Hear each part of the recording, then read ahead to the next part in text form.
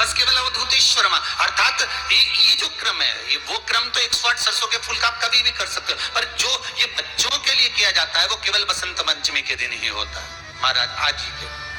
बसंत पंचमी का दिन, महाराज सरस्वती का दिन, जिस दिन जो बच्चा पढ़ने में कमजोर होता है उसके हाथ से बसंत पंचमी के दिन सरसों के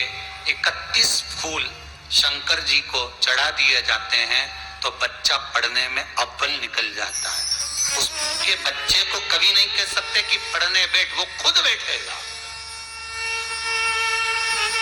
केवल आज बसंत पंचमी का दिन, एक ही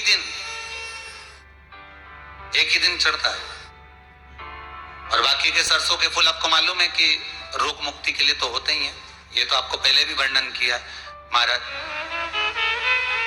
कि जब कोई एकदम रोग आ जाए और डॉक्टर एकदम बोल दे कि ये रोग भारी आ गया है और इसकी जांचें जाएंगी और फिर ये कुछ भी हो सकता है, तो क्या करा जाता था कि 108 सरसों के फूल लाकर तुरंत शंकर भगवान को चढ़ाए जाते थे महाराज। तो चढ़ाने के बाद में रिपोर्ट अच्छी आती है। ऐसा नियम है, कहीं ठेका कोई ठेकेदारी करते हैं ना, जो ठेका भरते हैं कि भाई मेरा टेंडर आना चाहिए, मेरा ये काम होना चाहिए, मेरी मल्टी बनना चाहिए, या मेरा ये काम के लिए जानो, ये काम फतेह होना चाहिए, उसके सबके हाथ पैर जोड़ने से अच्छा एक काम करो, बस 108 सरसों के फूल उठाओ, शंकर जी का उद्धतेश्वर महादेव का नाम लिखो और छोड़ दो, शिव जी के ऊपर एक एक कर चढ़ा दो, वो ठेका तुम्हें ही मिलेगा,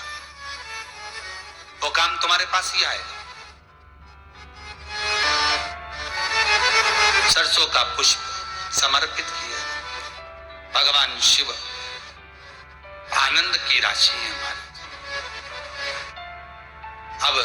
सरस्वती सुबह ब्रह्म मुहूर्त में निकली,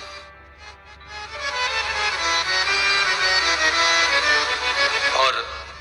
सरस्वती जब ब्रह्म मुहूर्त में निकलती है, वेद और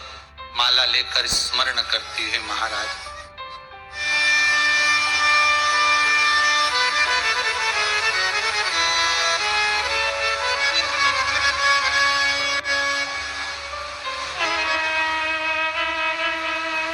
करती करती शारदा सरस्वती जब निकली,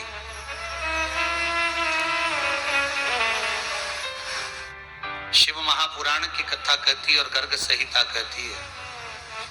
जैसे जैसे सूर्य का प्रकाश तीव्र होते चले जाता है, सरस्वती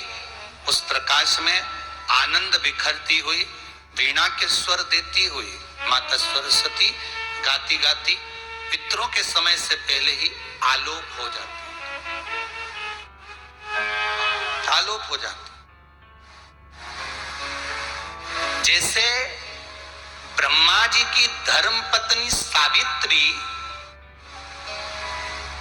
नित्य स्मरण करने में, भगवान की सेवा में तत्पर रहने वाली है, और ब्रह्मदेव सृष्टि की रचना करते समय ज्ञात करते हैं कि सावित्री मेरे साथ होने के बाद भी ये सृष्टि की रचना नहीं होती, तब ब्रह्मदेव सरस्वती को प्रकट कर देते।